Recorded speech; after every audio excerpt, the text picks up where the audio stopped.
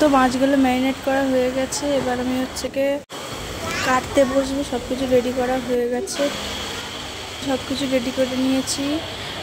সব কিছু রেডি করে পটল আলুর ঝোল মাছের তরকারি দিয়ে হবে, ঠিক আছে। তো এবার সব কটা ভেজে নিলাম, ভাজা হয়ে গেল। তারপরে হচ্ছে গিয়ে ভেজে নেওয়ার পরে এবার ঠিক আছে, ভালো করে একটু কড়া করে ভাজবেন। ভাজার পরে তো এবার সব কিছু আমি হচ্ছে গিয়ে তো এবার তোলা নেওয়া হয়ে গেছে। তো এবার সব কিছু ভালো করে মানে মাছগুলো যাতে না ভেঙে দিয়ে আস্তে আস্তে করে আমি তুলবো, ঠিক আছে।